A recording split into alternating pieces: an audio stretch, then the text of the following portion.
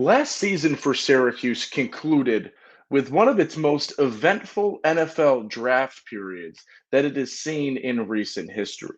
A number of different names having their name called on draft night, being picked up as undrafted free agents, and making names for themselves in the NFL, including the highest drafted Syracuse football player in the last decade. So today, as 2 weeks of NFL preseason football are wrapping themselves up, and we're just a few weeks away from week one of the NFL, we take a visit at Syracuse's players that were drafted or picked up this season and how they might fare come week one. It's your Locked On Syracuse Tuesday episode. Let's get right after it. You are Locked On Syracuse, your daily podcast on the Syracuse Orange, part of the Locked On Podcast Network. Your team every day.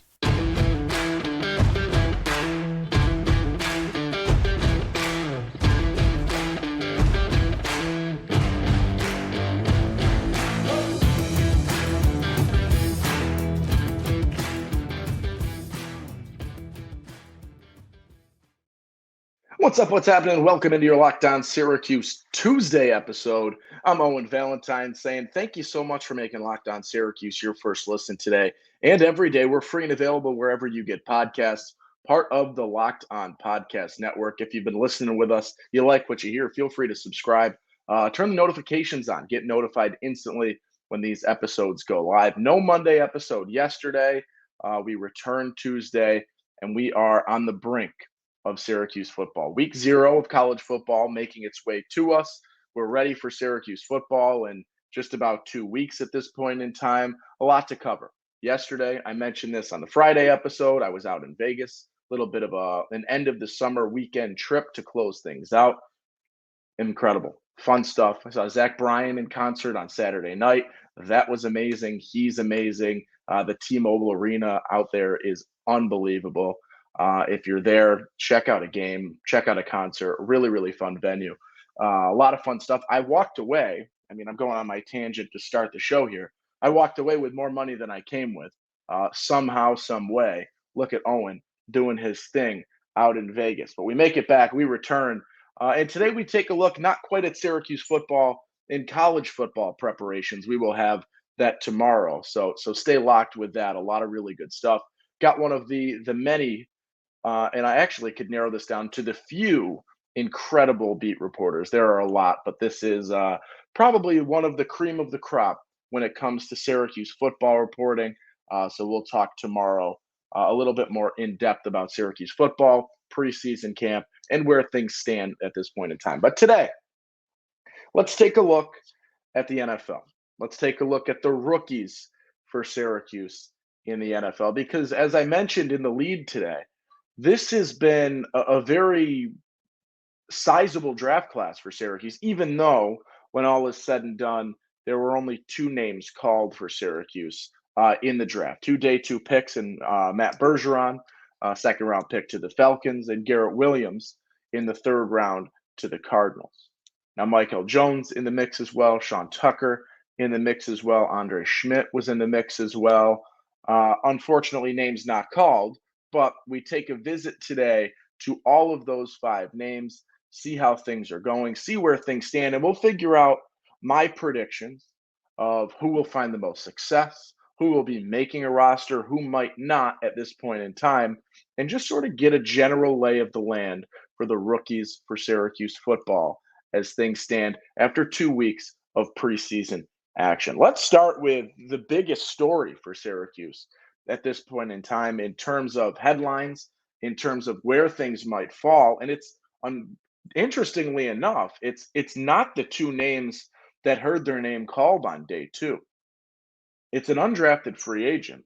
It is Sean Tucker, and some incredible action and some surprises to many what he's doing with the Buccaneers right now in their preseason action. It has been really interesting to see. He's shooting up rankings. He is making headlines when you search up the 5 players we'll look at today.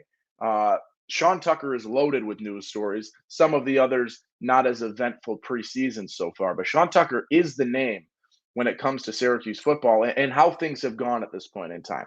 And I think it's important to lead with the situation that was surrounding Tucker heading into draft time, right? There were some injury concerns.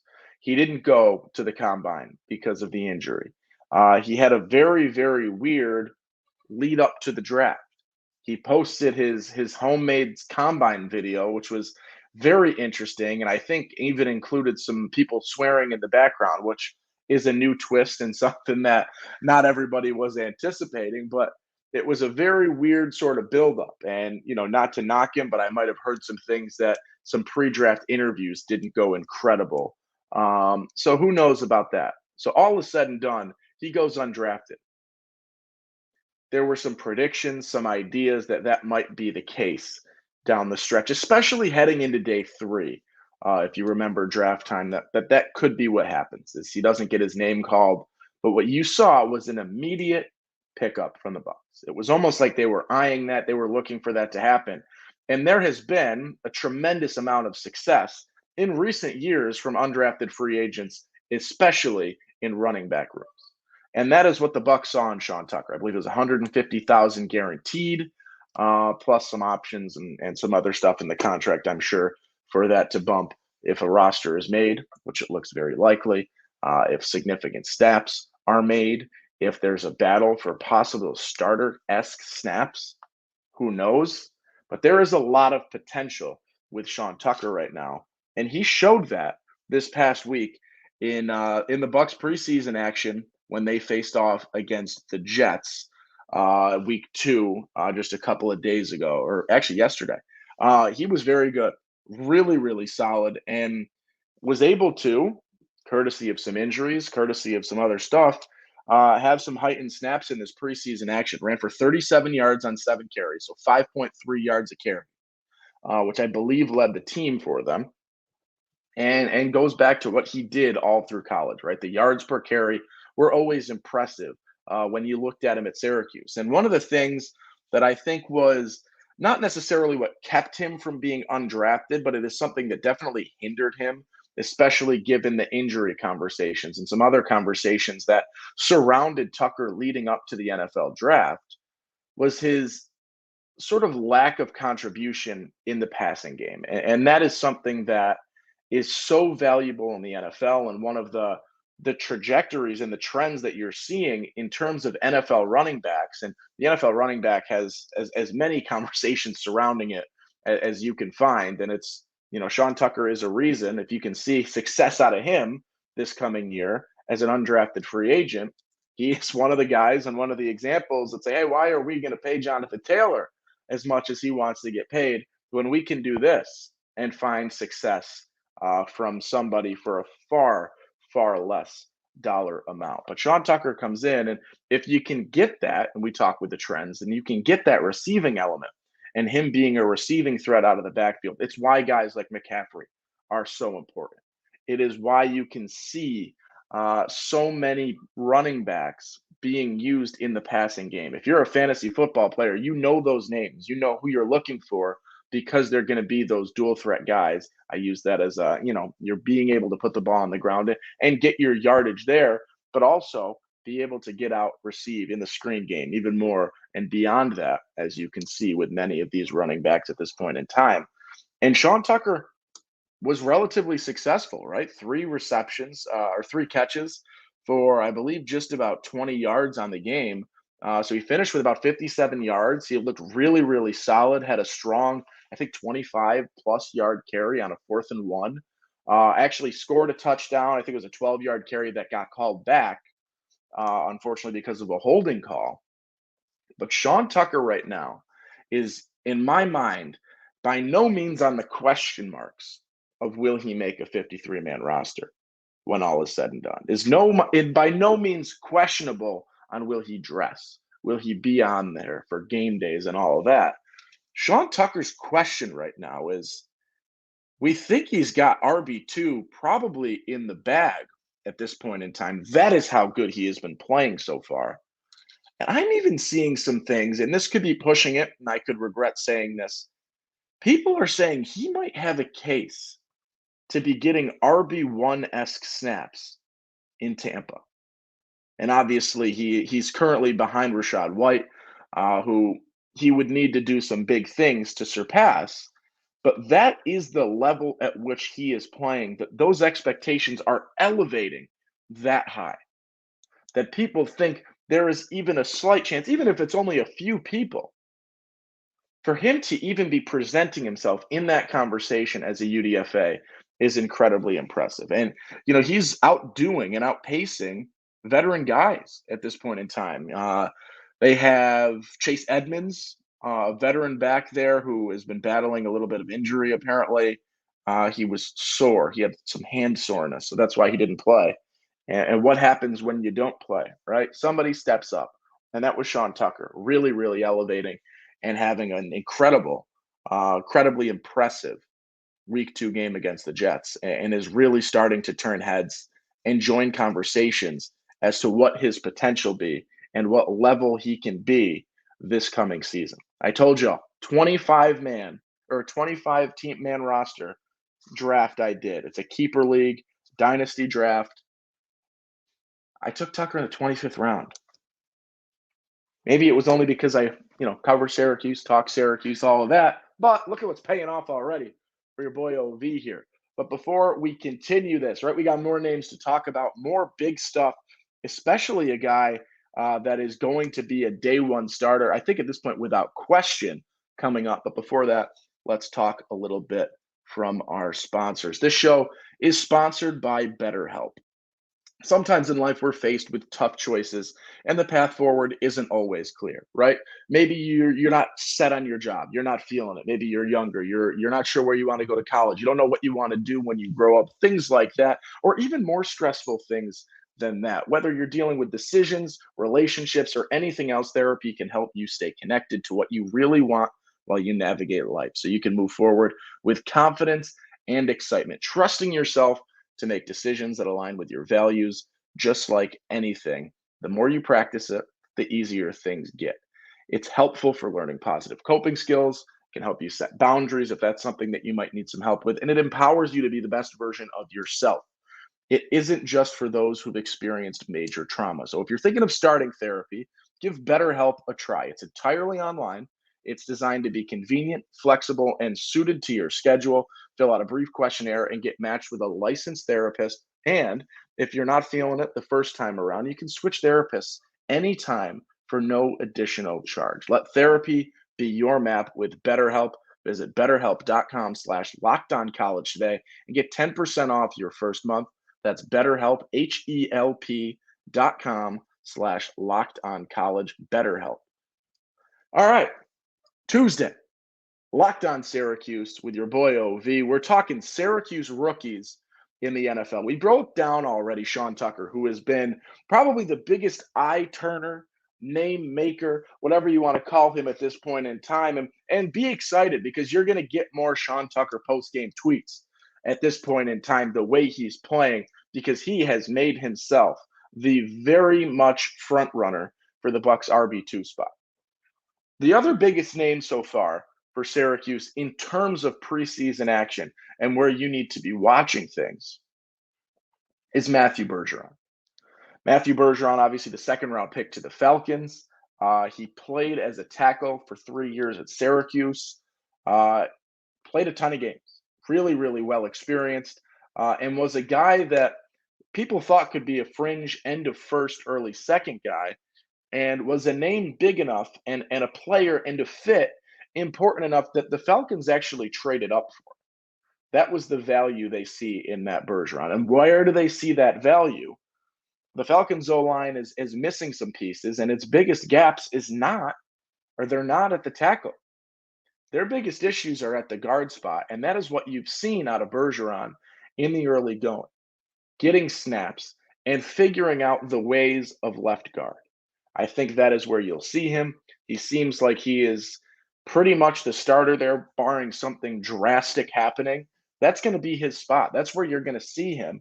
And he is going to be thrown into the mix. And that's what you saw, right? He got his first snaps, I believe, against Cincinnati, and played 2 drives, whereas I believe they said the The rest of the starting O-line only played one. And that's more of a nod to what you're looking at in terms of getting familiar, getting comfortable, and getting the NFL caliber, high caliber snaps at this new position, right? Every day he is learning. Every day he is trying to take in more info, right? There is, it might mentally seem like, oh, it's just a step over. It's just a step over. How different is it? At the NFL level, the differences are tremendous. And he is starting to get it. And he has been, in all the interviews I've read about him, he's very candid about, what I need to do. He says he plays too high sometimes. And that is the nod to, 3 seasons worth of starts at the tackle spot. So he's trying to get better, trying to stay low, and trying to play the way that he is supposed to. And it's input and it's constant feedback and it's trying to, right? Imagine this. You're trying to learn something at the highest possible level, right? Maybe you are a teacher, right? You teach, we'll say you teach, I don't know, what are 2 similar subjects that you could teach? American history and then global history, we'll say. They're very similar in a way, they're very different in another way. And you're being asked now, you teach American history in high school, and now you're being asked to go be a college level world history professor or give a speech to the big names of the world at a high level, right? You're being thrown into the mix. And that is what he's seeing here. Trial by fire or trial by combat, whatever you want to call it. We'll give a little Thrones reference in there for those of you that watched what was for 6 seasons, the greatest show of all time. Right now, we look at a guy that is elevating and has really stepped up even in a tough situation. And I think it's why Atlanta was so confident in him, was being able to see the potential for that switch, see the success that can be there, and you're starting to see it at this point in time. I'm excited for what Matt Bergeron's got in store. He is going to be a day one starter. He is going to be their left guard at this point in time. There were some questions up in the air. Some injury basically solidified it, right? He's going to be that guy. He is going to be your day one starter, and we're going to have to keep an eye on him, see how things go, see how the transition continues, because he is going to be, probably for a few seasons, in all honesty, continuing to learn and grow in terms of getting down pat and getting to that comfort level that he got himself to at the tackle position. So we'll wrap things up with Bergeron there. Sean Tucker, going to be, in theory, an RB2. See a lot of play as a nice contrary to what you're going to see there in Tampa Bay with Rachaad White, and see what happens there. Bergeron going to be your starting left guard in Atlanta. That'll be fun. Now we go to some not as fun stories at this point in time. Garrett Williams, a 3rd-round pick to the Cardinals. There's not really an update on him yet, right? Everything I've seen, he wasn't participating in rookie camp, I believe, because of the injury still. We're still waiting to see what happens, right? This is something that, Atlanta knew. He was not necessarily supposed to be brought in as a day one impact guy. And that's probably why he fell from what he was thought of preseason as, probably Bergeron level in terms of end of 1st round, early 2nd round caliber player. That's why you see him drop a round or 2 into the 3rd. He's not going to be immediately ready. So we'll see what happens there. I expect him to be great. I expect big things from him when he's back, but that process still in the mix. Now, Hard Knocks is underway. Roster cuts are being made. Eyes are going to be on fringe players. And the guy for Syracuse that is right there is a guy that you love. If you watch Syracuse football last season, you can't talk about him in a negative light because I don't think it exists. It's Michael Jones, a guy that was the ringleader of the Syracuse defense last season, a guy that helps people rise to the occasion and makes people around him play better. And we saw it all last season, continuing to be a guy that outplays his size and outplays maybe even his ability in terms of truly looking at him and what he can do. He continues to push others and bring others up. He's with the Chargers right now as a UDFA. And I will say this. I saw some clips from him in their preseason action yesterday. he made some big plays. I think he had 3 solo tackles yesterday, trying to do some things. I'm not sure I saw or heard of any big mistakes or anything too big, but he's in a heated battle right now. And when you look at NFL rosters, when you look at a 53-man roster, you're typically keeping 7 linebackers. Right now, as I scroll through the Chargers website, 1, 2, 3, 4, 5, 6, 7, 8, which means that someone likely won't be on the 53-man roster. I am not a true scout. I am not, a guy that can come in here and predict, because I'm not in, the Chargers office. I'm not in all of that for what they're doing. But I will say this, and this is not a knock on Michael Jones by any means. I look at him. I look at a linebacking group that has a good chunk of experience and some inexperience. It's a relatively young group, most of these guys with 3 or fewer seasons. But you look at the linebackers, you see a guy in Diane Henley who really, really shined in their first game. You look at another rookie, Henley, obviously out of Washington State. You look at another rookie. They got one more rookie. They got 3 rookies on this, so he's not dead by any means. I want that to be here, but he's still got to continue working. Nathan East, the other guy in the mix for the Chargers in terms of rookie linebackers, and we look to see what happens. And he's going to have to continue to shine, continue to succeed, and continue to do what he can. And I think he's in the mix. Can he make this team? Can he make a 53-man roster? Yeah. Is it a cakewalk? Not even close. Not even close. He's still got to do his thing. He's got to continue to fight. He's got to keep making plays, solo tackles, doing his thing, and stay mistake-free, right? You've seen these more long shot guys make a roster. It happens. Happens every year. We're rooting for Mikel. We're going to continue to watch him and see where things end up 3 weeks from now when the season starts itself up. Interestingly enough, first day of school is that first Thursday night game for me. And also Bruce Springsteen in the Dome. Who's going to that? That'll be a fun one. Unfortunately, Andre Schmidt picked up by the Bears, but I have not seen anything in the last couple of weeks that suggests that he is still with them. He's not listed on the Bears roster. He has not put anything out on social media in terms of Twitter /X, whatever you want to call it, since the initial pickup by the Bears at this point. I don't think he's on a roster. You do know kickers cycle through in the NFL like it's nobody's business, especially the last few years. It seems like there have been kicking struggles out the wazoo at this point in time. Keep an eye on him. I would not be surprised to see him as a pickup, especially, once the season starts, if some kicking struggles ensue.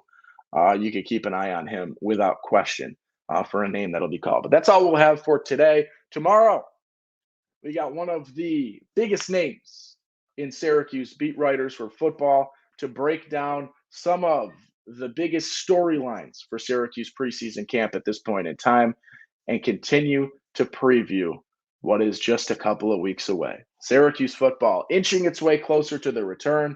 Some big news at the NFL level. Obviously, you got some bigger names as well. We could probably do a little segment on that. We'll take a look at your bigger names, your other NFL guys, your non-rookies for Syracuse football in the NFL. That can bring us some fun content maybe mid-season. Take a look at how everybody's doing again. But that'll do it for today. Owen Valentine and Locked On Syracuse Tuesday episode. Today was also brought to you by FanDuel Sportsbook. Football season is about to kick off, and FanDuel is giving you the chance to win all season long. How about that? All season long, you can win with FanDuel. This is one of my favorite promos I've ever seen.